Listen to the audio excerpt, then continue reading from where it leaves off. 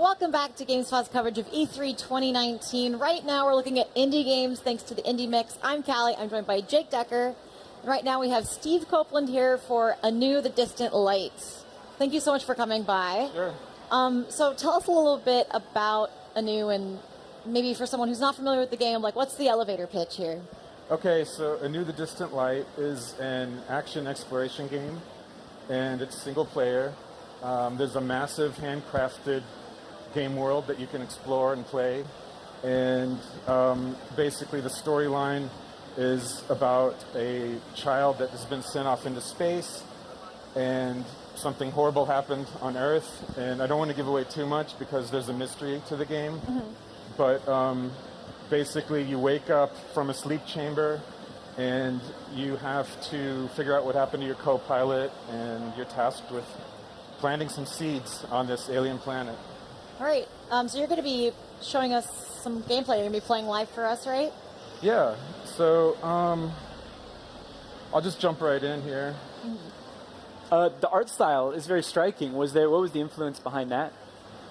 So Jeff Spoonhauer, the artist for the game, really wanted to create sort of a surreal feeling.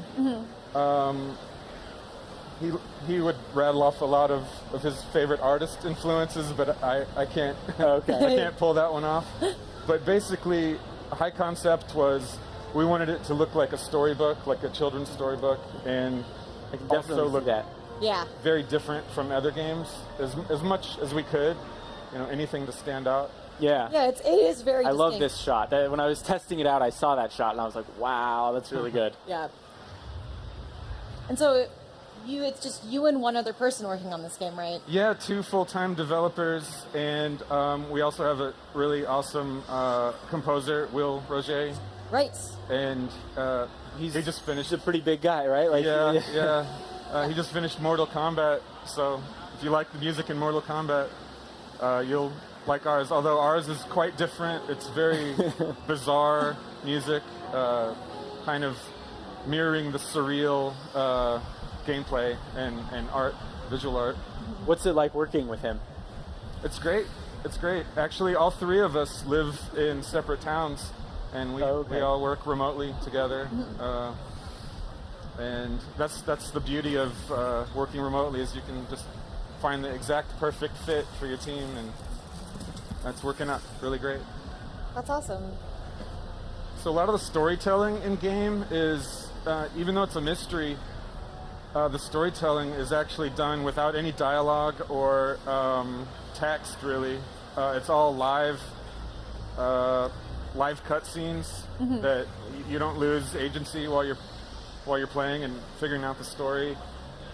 And basically, you just have to pay attention to what you see and what you hear, and you'll start to figure out your mission and learn more about the game world. That's got to be difficult, telling a story without using any words. Yeah, quite tricky. How'd you guys do that? One trick is to layer sort of a lot of history into any given scene, and imagine drawing it as it was, 1,000 years ago, then drawing in again atop of it what happened more recently, and the events that just transpired.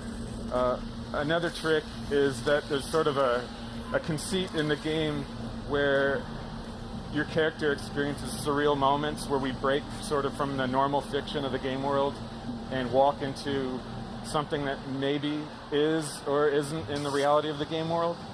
So it's kind of a weird Kubrick sort of experience. Will we see any of that, or is that not in the demo? I think we trimmed some of that from the demo for time. Okay. What are these guys, these little things? These are little swamp rats. We're trying to just start you off with a sort of an easy experience. Just so you can get used to the controls and stuff. Yeah. So we've got... You'll probably recognize some inspirations from other games in here. And the demo that is out right now is basically a semi-linear experience, just to show you lots of toys in a really kind of quick fashion. But the full game is an open world sort of exploration experience where you find your own path. And So is it kind of like a Metroidvania in that Yeah, sense, where you'll get new exactly. weapons or items that will? Okay. Yep. So every weapon you get is sort of a weapon on its own, but is also sort of a tool that can be used in one or more ways around the game world. And we're paying a lot of attention to how people like to play this sort of game, because we're fans of the genre, obviously. And so, if you're a speed runner or a skill player, we definitely try to design the game with you in mind. So, the controls are extremely agile and high frame rate, and pretty much anything you want to do can be comboed at the same time. Yeah, I saw you sliding under enemies to shoot them in the back. That was pretty cool. That was something that, when I was testing it out, I saw you could slide, but I didn't realize you could use that to slide under enemies and get the advantage on them. For real. So you mentioned like you'll be able to recognize some inspirations, but I'm curious like if there were any specific games that really inspired you guys to make Sure. it new. Well, it's a bit cliche at this point, but there's sort of like a shield gun play decision to make for any given battle, and the way that our shield energy works was kind of a Dark Souls inspired feel to it. Sort of the structure of the game obviously is inspired by games like Hollow Knight, the original Metroid, Castlevania, stuff like that. We've got a fun swimming section that like Ori and the Blind Forest kind of, and Limbo both kind of had a pretty strong influence on. So some of those are a little more recent. How long has this been in development? It's been in development for several years. Wow. Yeah. And you're getting, you have a demo out. Yeah, we're in getting alpha close to right release. now. Yeah. So we haven't been doing too many, trade shows and stuff, just because there's so few of us working on the game. We're trying to stay focused, but we are getting more public with our game, and you can play the demo if you can go to Anew the game, or The Distant Light is a little bit easier to say, thedistantlight.com, and check out our Discord, wishlist us on Steam, all that good stuff, and we'll be in beta soon. I gotta ask, I saw that giant skeleton down there. Yeah, Any backstory on that?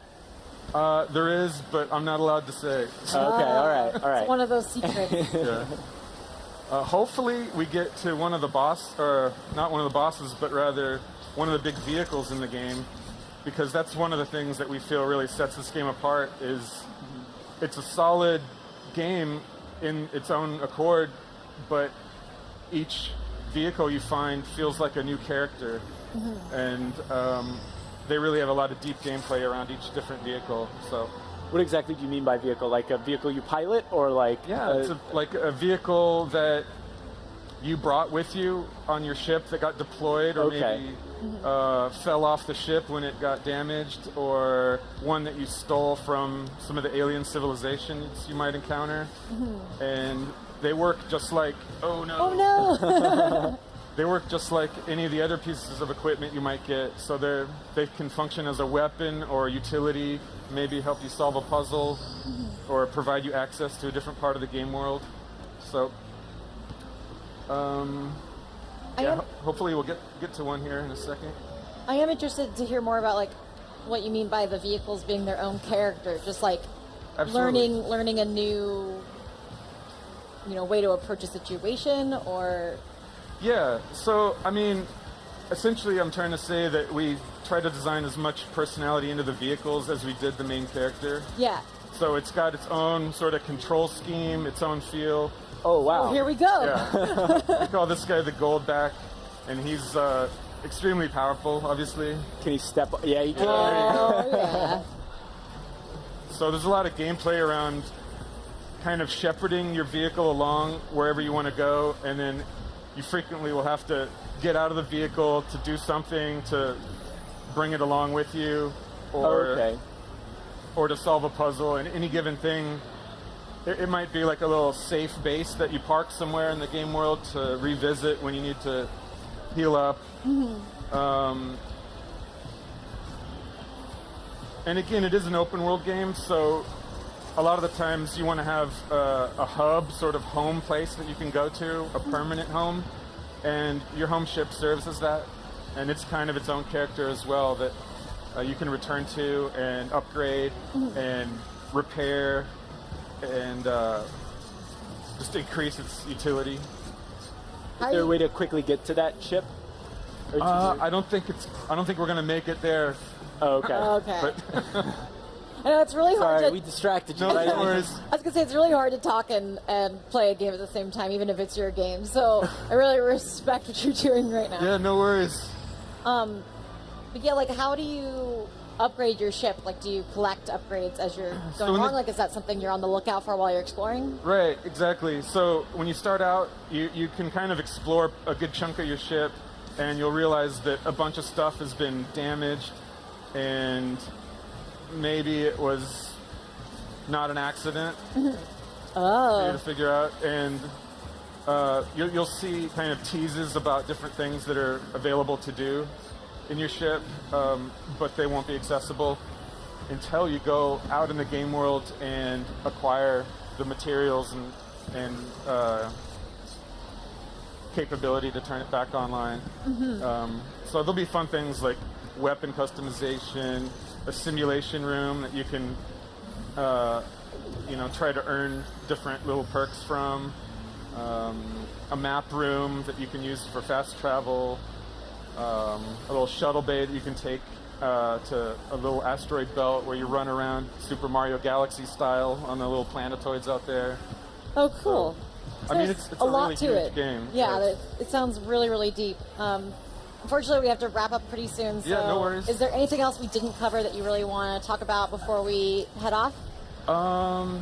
Yeah, just if you're a fan of the genre, it's a really solid single-player experience. Lots of fun, lots of a really high skill cap game, so lots of opportunity to show off your capabilities. Doesn't necessarily mean it's super difficult, just there's a lot of headroom to play and do cool stuff.